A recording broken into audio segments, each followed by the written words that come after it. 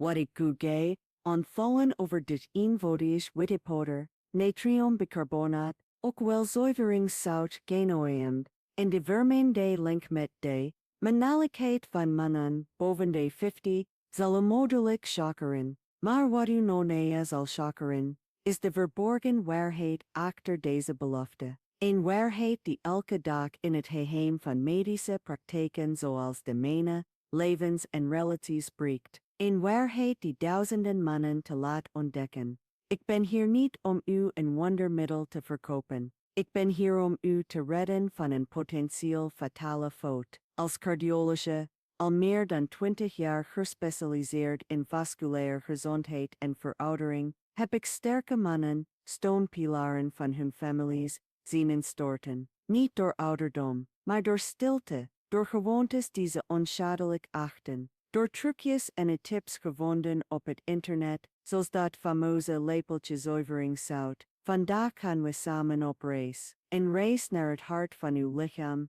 naar het hart van uw slagaders, naar het hart van die intieme mechanismen waarover Samte u vaak belet te praten. Ik ga u vertellen over 7 stille fouten. 7 gewoontes die, zonder dat u het weet, misschien uw gezondheid, uw vitaliteit en ja, uw erecties saboteren. Elke fout wordt geïllustreerd door het waargebeurde verhaal van een man. Een man zoals u, een man die een hoge prijs heeft betaald voor onwetendheid. Blijf bij mij tot het einde, want het laatste verhaal, het belangrijkste, is datgene wat rechtstreeks te maken heeft met dit witte poeder. En wat u zult leren, kan niet alleen uw zelfvertrouwen herstellen, maar letterlijk uw leven redden. Laten we beginnen met de eerste schuldige, degene die zich vermomt als een dagelijks genoot. De fout die Jan, 60 jaar, een voormalig accountant uit Utrecht, maakte. Jan was een man van cijfers,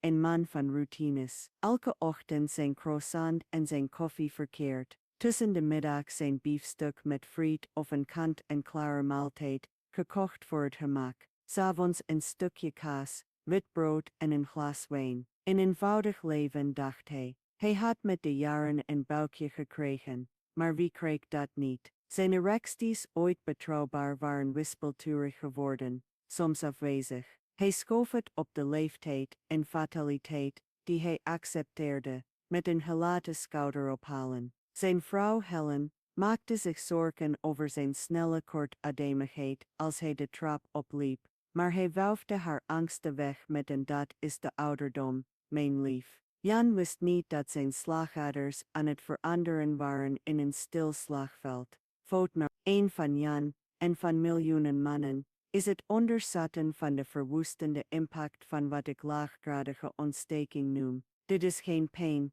geen koorts. Het is een smullend vuur, elke dag gevoed door suiker, witte bloem en de industriële vetten die verborgen zitten in kant-en-klaar maaltijden. Stel u uw slagaders voor als gladde, flexibele buizen. Suiker en slechte vetten werken als schuurpapier en veroorzaken minuscule beschadigingen aan de wanden. Om zichzelf te verdedigen, stuurt uw lichaam cholesterol om deze broken te dichten. Maar wanneer de aanval constant is, hoopt deze pleister zich op, oxideert en verhardt. Dit is de atherosclerotische plaque. Uw leidingen raken verstopt, hun diameter wordt kleiner. En welk gebied wordt als eerste getroffen door gebrekkige leidingen? De allerkleinste bloedvaten, de meest delicaat, die uw ogen, uw nieren en uw penis van bloed voorzien. Een erectie is een puur hydraulisch fenomeen. Er is een massale en snelle bloedtoevoer nodig. Als de snelwegen uw grote slagaders voorvuil staan,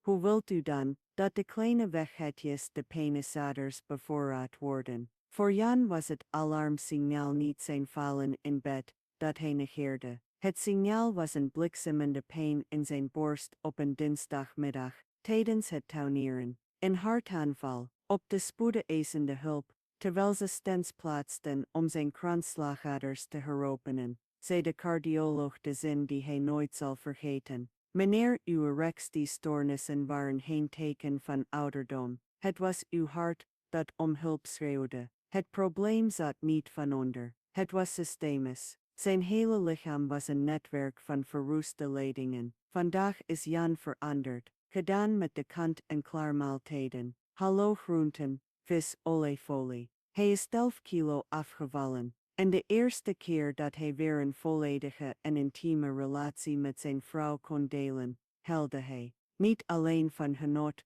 maar van dankbaarheid. Hij had de dood in de ogen gekeken, simpelweg omdat hij dacht dat zijn diet normaal was. Maak niet de fout van Jan. Wat u vandaag op uw bord legt, bepaalt morgen de kwaliteit van uw bloed, de gezondheid van uw slagaders en de stevigheid van uw erecties. Zo simpel en zo bruut is het. Vraag uw arts om een volledig lipidenprofiel en wees eerlijk tegen hem over uw gewoontes. Dat is een essentiële eerste stap. Regeer met oren en vork, als u er nog steeds bij bent, en als u het cruciale belang van dit punt begrijpt. Als dit verhaal over leidingen u heeft verrast, wacht dan maar tot u fout narn. B. Het is een valkuil waar de meeste mannen, na hun pensioen intrappen. Een valkuil die hun lichaam verandert in een stagnerende machine. Fout narn, die is de valkuil van de welverdiende rust. Dit is het verhaal van Mark, 70 jaar, een voormalig commercieel directeur uit Maastricht. Zijn hele leven had Mark gerend, van de ene afspraak naar de andere, van het ene vliegtuig naar het andere. Hij droomde van zijn pensioen om eindelijk rustig aan te doen, en dat deed hij, radicaal. Zijn dagen werden georganiseerd rond zijn fauteuil, de televisie, crosswordpuzzels en een paar kaartspelletjes met zijn vrienden. Sporten, niets voor hem. Ik heb mijn deel gehad, zei hij lachend. Zijn lichaam, ooit gespierd, werd zwaarlijvig. Zijn benen werden zwaar, en in de slaapkamer was het windstil. Hij voelde zich moe leeg. Hij dacht dat het de leeftijd was, die zijn energie wegnam, terwijl het in werkelijkheid zijn inactiviteit was, die zijn vitaliteit verstikte. Begrijp één fundamenteel ding. Uw lichaam is een rivier, geen vijver. Bloed heeft beweging nodig om te circuleren. Het is de beweging, de samentrekking van uw spieren, die het hart helpt het bloed door uw hele organisme te pompen, tot in de kleinste uiteinden. De belangrijkste spier, na het hart, is wat ik het tweede hart noem, uw kouten. Bij elke stap die u zet, spannen uw kouten zich aan en drukken op de aderen, waardoor het bloed omhoog wordt gestuwd, tegen de zwaartekracht in. Wanneer u urenlang zit, stagneert het bloed in het onderste deel van uw lichaam. De circulatie is slecht, de bloeddruk kan stijgen en de venose terugstroom is laag.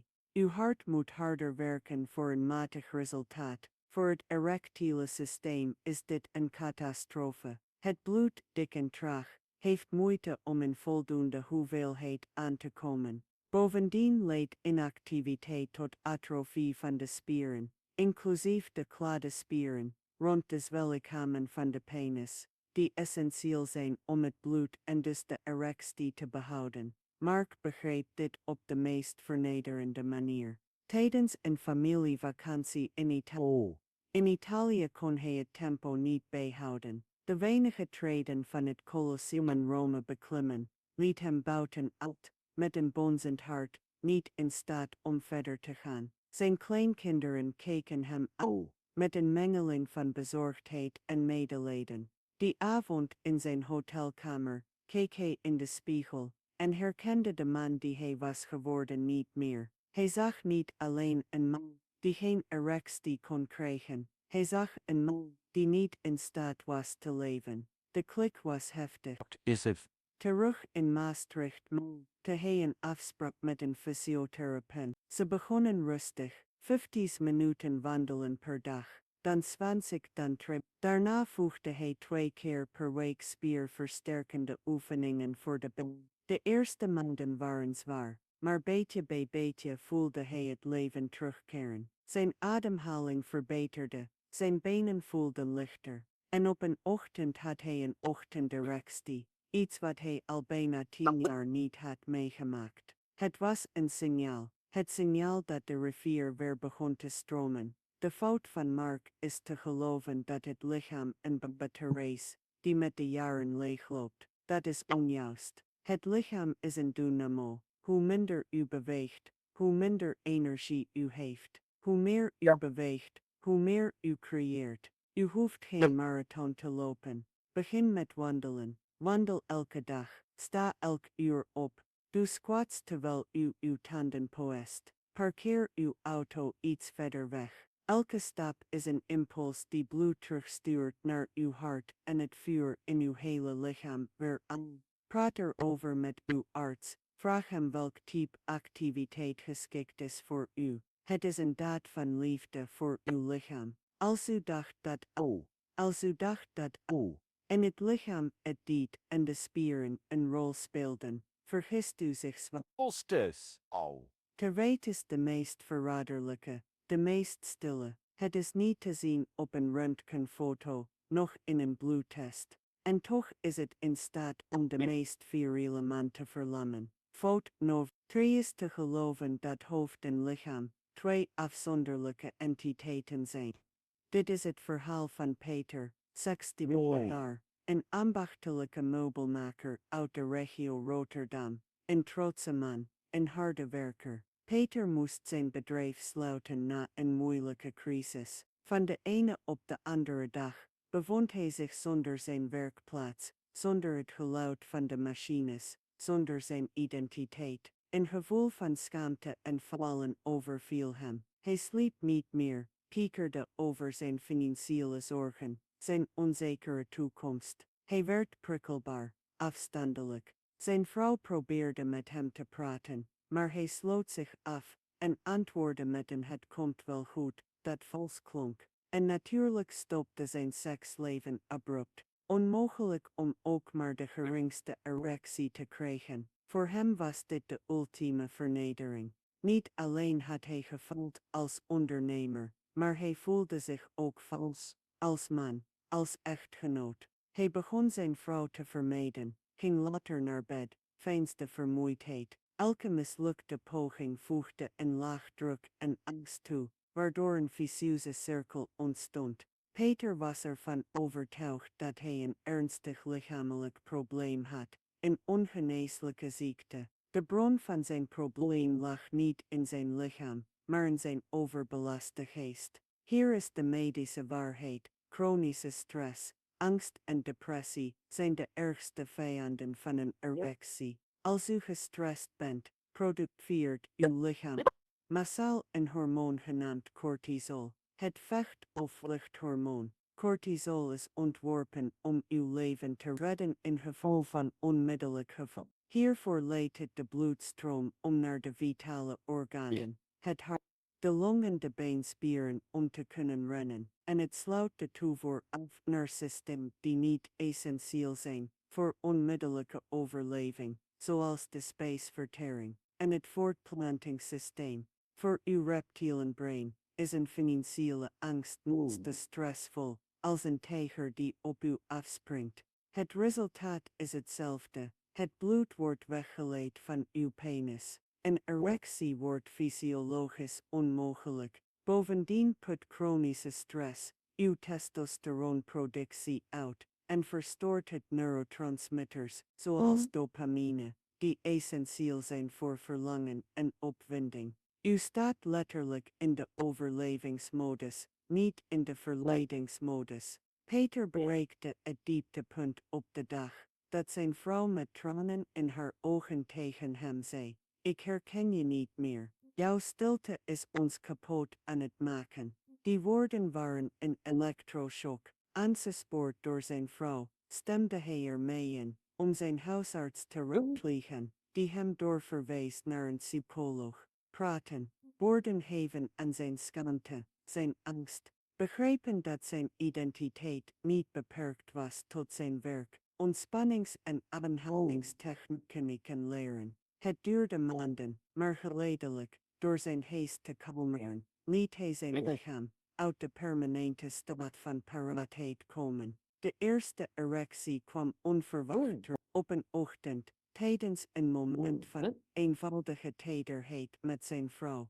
Het was niet alleen een fysieke terugkeer, het was het symbool van zijn eigen wedergeboorte. Hij had begrepen dat zijn grootste kracht niet in zijn timmermanshanden lag, maar in zijn vermogen om zijn kwetsbaarheid te accepteren. Negeer nooit uw mentale gezondheid. Depressie, stress en angst zijn geen tekenen van zwakte. Het zijn medische aandoeningen die behandeling verdienen. Praten met een professional, een vriend, uw partner, is geen bekentenis van falen. Het is de eerste stap naar genezing. Uw mentale welzijn is de voedingsbodem waarop uw fysieke gezondheid, inclusief uw seksuele gezondheid, kan bloeien. Als u zich hierin herkent, beloof me dan dat u erover zult praten met uw arts bij uw volgende bezoek. Het is cruciaal. Wat ik hier met u deel, zijn jarenlange praktijkervaring, honderden gesprekken met mannen zoals Jan, Mark en Peter. Hun verhalen zijn geen anekdotes, ze zijn de weerspiegeling van een diepe biologische en emotionele realiteit. Als deze verhalen bij u resoneren, als u een naaste herkent, of misschien een deel van uzelf is, dan dat geen toeval. Het is een teken dat dit gesprek nodig is. Daarom vraag ik u iets niet voor mij, maar voor u, en voor degenen van wie u houdt. Abonneer u op dit kanaal en activeer dat belletje. Waardeer u op dit kanaal en activeer dat belletje. Waarom? Omdat elke video die we publiceren is ontworpen als een preventieve waarschuwing. Vitale informatie die kan voorkomen dat u in de valkuilen trapt die ik beschrijf.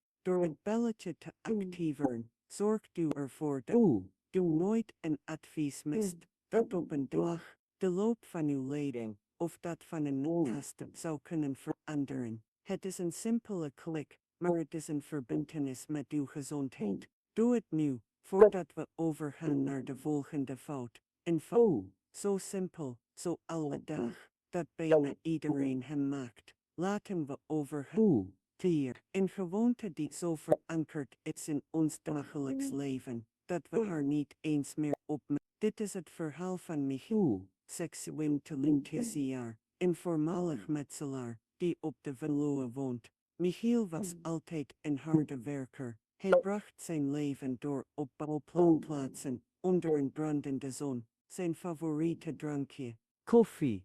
3 of 4 kopjes ochtends om op gang te komen, en soms 1 of 2 frisdrankjes in middag is voor een water. Dat is voor de plannen, zei hij gekserend. Met pensioen behield hij deze gewoontes. Alleen bracht hij nu meer tijd door op zijn terras dan zwetend op een steiger. Sinds een paar jaar leed Michiel aan nachtelijke krampen, frequente hoofdpijn en aanhoudende vermoeidheid. En natuurlijk was zijn libido ver te zoeken. De zeldzame keren dat hij zich in de stemming voelde, waren zijn erecties slapvluchtig en duurden ze maar een paar momenten. Hij voelde zich droog, van binnen leeggezogen, en was hij ook, letterlijk. Fout in zover is chronische opdroging. Begrijp me niet verkeerd, ik heb het niet over de intense dorst die je voelt na inspanning.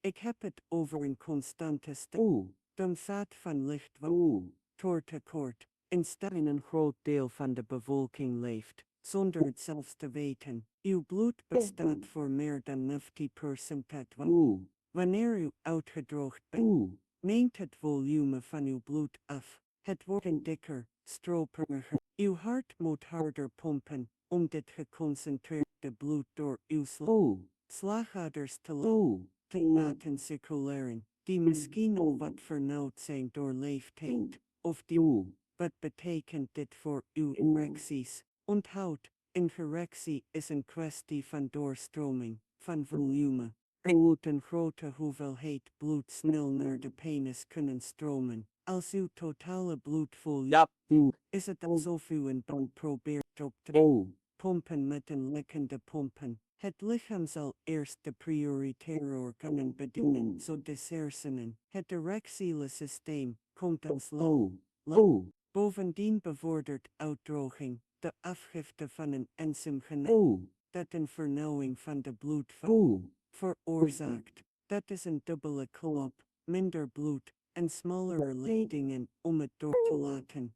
Koffie en frisdrank, verre van te hydraten, zijn diuretica. Ze zorgen ervoor dat u meer urineert en meer water verliest. Voor elke kop koffie zou u een extra glas water moeten drinken, alleen al om te compenseren. Het bewustzijn van Michiel kwam via zijn toon. Hij zag zijn tomaten prachtig, verleppen in de hitte. Hij was vergeten ze twee dukken. Door ze water geven, zag hij ze in een paar uur weer recht komen, weer tot leven komen. Die avond stelde zijn arts die hij had bezocht voor zijn hoofdpijn, hem een simpele vraag. Michiel, hoeveel glas water drinkt u per dag? Het antwoord was een ongemakkelijke stilte. De arts legde hem toen de parallel met zijn tomaten uit. Uw lichaam, als uw toon, zonder water verdort alles. Michiel nam het te serieus. Hij kocht een waterfles van 1,5 liter en stelde zichzelf de missie om die elke dag te drinken. Geen frisdrank meer, alleen 's ochtends 1 kopje koffie. De eerste weken bracht hij zijn tijd door op het toilet. Het was het teken dat zijn lichaam zich reinigde. Toen verdween de hoofdpijn. De krampen namen af. Hij voelde zich energieker. En op een zonder er binnen te denken, tijdens een intiem moment met zijn vrouw, kreeg hij een stevige, stabiele erectie. Hij begreep dat de krachtigste oplossingen soms niet in een pil zitten, maar in een simpel glas water. Bent u er zeker van dat u genoeg drinkt? Geen sappen, geen siropen, geen koffie. Water, streef naar borst tot 2 liter per dag.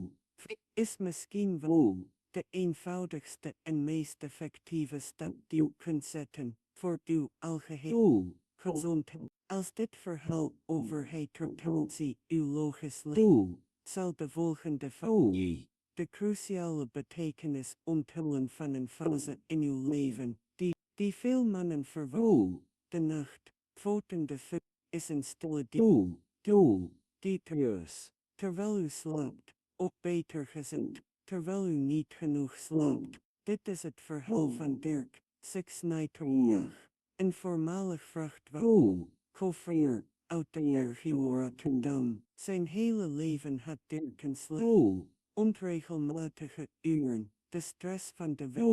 Hij schepte op dat hij maar 5 slapen is voor te nacht sleep. Slapen is voor vandaag, zei hij graag. Toestemig. Slapen is voor wijkjes, zei hij graag. Met pensioen hield hij dit ritme aan. Dat in slaap voor de tv. En werd vroeg wakker, met het gevoel nooit echt te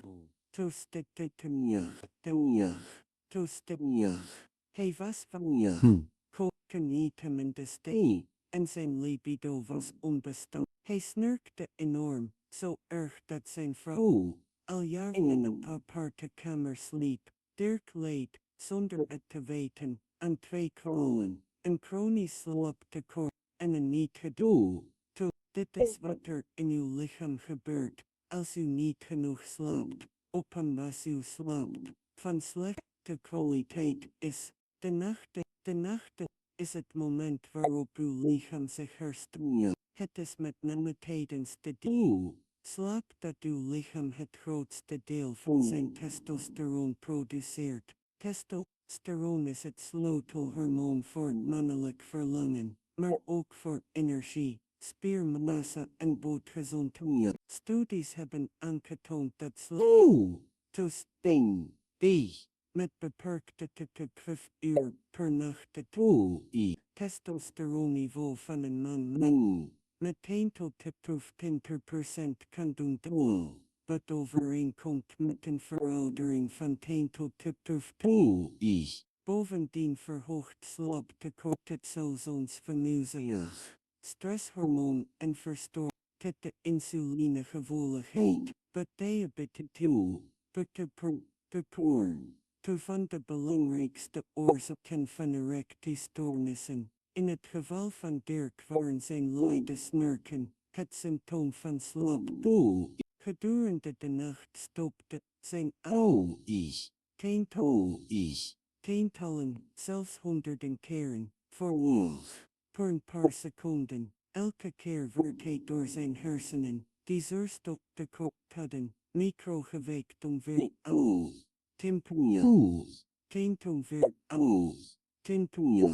Hij herinnerde zich dit ochtends niet, maar zijn slaap was volledig gefragmenteerd, waardoor hij de herstelling diepe slaapfase niet kon bereiken. Slapenmoe is een enorme risicofactor voor hoge bloeddruk, diabetes, hartaanval en erectiestoornissen. Het nachtelijke zuurstoftekort beschadigt direct de wonden van de bloedvaten en beïnvloedt de productie van stikstof.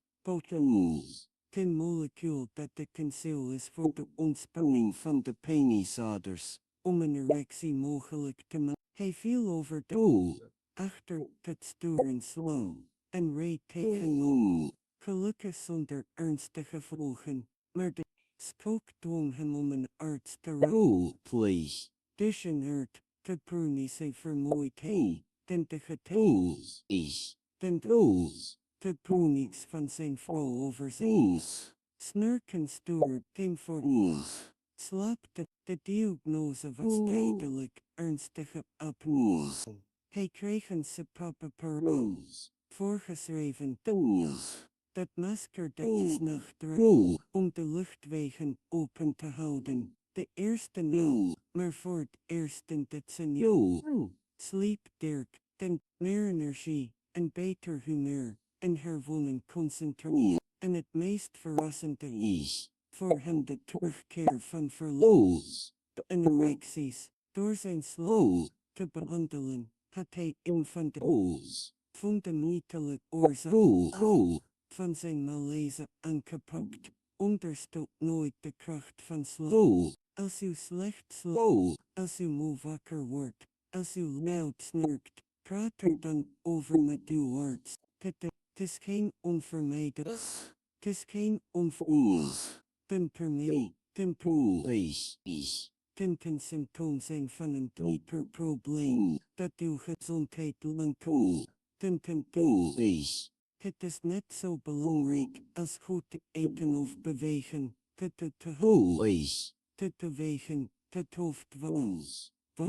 Maar er is een te veel te denken dat dit zij juist te doen. Ten fakt die zich verbergt in uw medicijnkapkastop. Seks is sneigering van de bekels. Betoon met de tanden bepaalde medicijnen. Dit is het verhaal van Rob.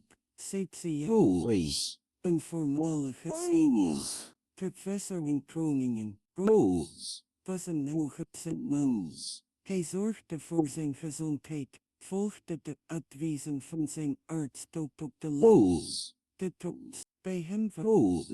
Bij hem was hoge bloeddruk en een beginnende depressie vastgesteld. Na het overlijden van zijn echtgenote, zijn arts had hem een behandeling voorgeschreven.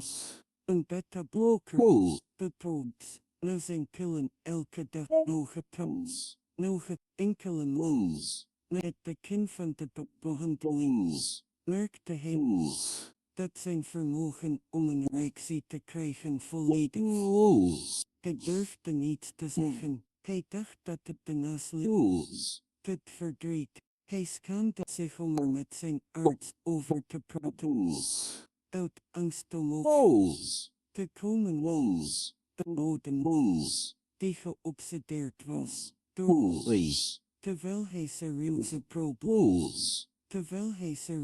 problemen de tijd hij bijna 2 jaar de tijd isoleert. De fout van Rob is niet het nemen van zijn medicijnen. De fout is niet durven praten. Terwijl hij de tijd in terwijl hij zit is bent op de tijd in terwijl hij zijn bekende documentaries, terwijl hij meditaties voor hoge boels, terwijl hij terwijl terwijl hij zijn troep, niet overneemt, terwijl hij zijn punto's, penderen die things, to troost de police, te dingen ook een rol spelen, te toiten, artsen weten dit, maar ze hebben niet altijd de tijd of de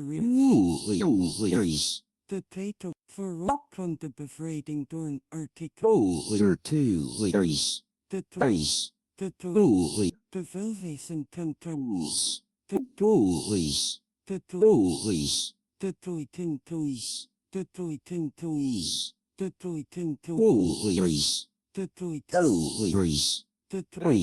de toiten te poten of normaal zijn problems, de toiten gewapend met deze nieuwe maakte hij een afspraak met zijn huisarts. De verder var. De graaf met een bonzend hart. Dokters. De toiten toys. De toiten toys. De toiten toys. Mijn intieme problemen. De toiten toys. Meneer bedankt dat u de vraag stelt. Natuurlijk is dat een mogelijkheid. Waarom heeft u mij niet eerder over verteld? De toys. De toys. De toys. De toys. De toys. Kever. De toys. De toiten toop. De toiten toop. De toiten toop. De trois. Hij wijzigt het molecuul van zijn antidepressivum. Hij legt erop uit dat het doel niet alleen is om een bloeddrukcijfer te verlagen, maar om hem een goede algehele levenskwaliteit te door een paar weken van aanpak. Maar de verandering was spectaculair. Rob kreeg niet alleen de toys. De toys. De toys. De toys. De toys. De toys. De toys. De toys. Maar wees nooit bang om met uw arts te praten. De toys. De toys. De toys. Maar wees nooit bang om met uw arts te praten. Maak een lijst van al uw medicijnen, inclusief de zonder sneedtempen. Vraag hem openlijk. Zijn er alternatieven die minder impact kunnen hebben op dit aspect? De toys. De toiten. De toys. De toys. De toys. De toys. Seksuele gezondheid is onderdeel van uw algehele gezondheid. Dit is uw om erover te praten. De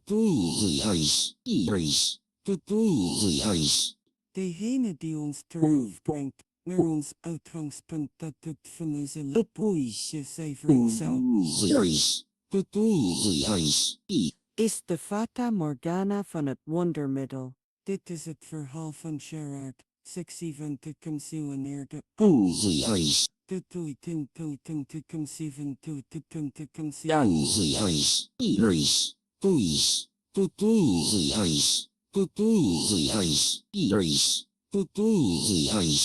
Me verriet deseum te.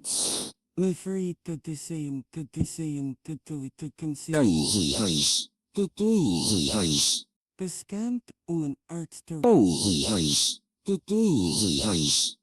de toiten de internet. Hij stuitte op forums, video's, getuigenissen, die de ongelooflijke Tutui tui tustu. Tutu. Holy ice. Holy ice. dat, Holy ice. Holy ice. Tutu zolve tu zult voordelen van zuiveringszout aanprijzen. Tutui tu perceiven tutui tu. Holy ice. Ice. Holy ice. wel, Tutui tu. Holy ice. Holy ice. Tutu. Holy ice. wel, Tutu. Ice. Holy ice. wel, Holy ice. Hij begon elke ochtend op een lege maag een kele pil ijs. Zuiveringszout opgelost in een groot glas water te nemen. De eerste dagen voelde hij niets bijzonders. Na een week had hij de indruk iets meer energie te hebben. Een placebo-effect, ongetwijfeld. Hij ging vol goede moed door. Wat zijn erecties betreft, geen noemenswaardige. Holy ice. Holy ice. Holy ice. Holy ice. Holy Gefrustreerd was hij op een ander. Holy ice. dat, Hij ging over op 2 lepels. Boezenlos bevriend, moest verhogen voor een krachtige. Hij ging over op 2 betil. Wat hij niet wist wat Bibels was dat hij leed aan lichte nieren, dat hij nierenspijtexperiëntie, die heel gebruikelijk op zijn leeftijd en vaak zonder symptomen. Zijn nieren hadden al moeite om de afvalstoffen uit zijn lichaam te. Hij wist ook niet dat zijn bloeddruk, hoewel onbehandeld, aan de bovengrens van normaal was. Zuiveringszout is nog verbannaard. Door deze massale dosis te nemen, liet Gerard zijn natriummineral exploderen. Zijn nieren, al vermoeid, werden overweldigd, niet in staat om dit overschot te elimineren. Het natrium trok water aan in zijn bloedvaten, waardoor zijn bloedvolume en dus zijn bloeddruk gevaarlijk toenamen. Het drama gebeurde op een zondagochtend. Het drama gebeurde op een zondagochtend. Gerard stond op, met een vreselijke hoofdpijn van zich en misselijkheid. Hij stortte in elkaar in zijn keuken. Met spoed naar het ziekenhuis gebracht was de diagnose onverbiddelijk, een ernstige hypertensieve crisis, met beginnend longoedem. Het water stapelde zich op in zijn longen door de druk. De artsen hebben zijn leven op het nippertje gered. Toen hij beschaamd zijn kuur met zuiveringszout opbiechte, schudde de nefroloog van het ziekenhuis verdrietig zijn hoofd. Meneer, ik ben bijna gestorven door een onzin die u op internet heeft gelezen. Zuiveringszout, in deze dosis, is een vergif voor de nieren en het hart vooral. Nou, seksist. Het kan metabole alkalose veroorzaken, het evenwicht van al uw elektrolyten, kalium, calcium, verstoren in uw hart in gevaar brengen. Stop met het zoeken naar magische oplossingen.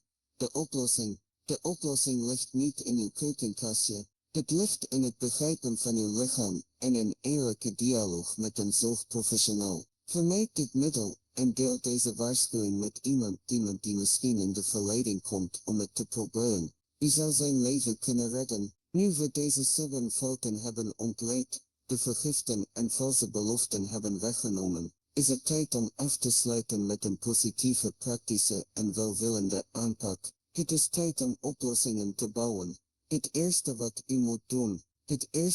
u moet doen, het allerbelangrijkste, is stoppen met u te schamen. Erectiestoornissen treffen bijna 1 op de 2 mannen, na hun seksigste. U bent niet alleen. Het is geen teken dat u afgeschreven bent. Het is een symptoom, een alarmsignaal van uw lichaam. Vaak het eerste teken van een onderliggend cardiovasculair probleem. Zie het als een kans. De kans om te handelen voordat het te laat is. Dus concreet, wat te doen. Raadpleeg uw arts. Dit is het niet onderhandelbare startpunt. Wees eerlijk. Leg de situatie uit. Hij zal een volledig onderzoek voorschrijven. Bloedonderzoek, bloedsuiker, cholesterol, testosteron, bloeddrukmeting en misschien een elektrocardiogram. Pas na dit onderzoek kan een strategie worden bepaald. Adopteren slagadervriendelijk. Dit. Denk aan het mediterrane. Dit. Groenten in alle kleuren. Friet. Vette vis sardines. Makreel. Rijk aan omega-3. kwalitatieve oliefolie, walnoten, amandelen. Beperk drastisch suiker, industriële producten, vleeswaan en witte bloem. Elke maaltijd is een kans om voor slakaders te zorgen.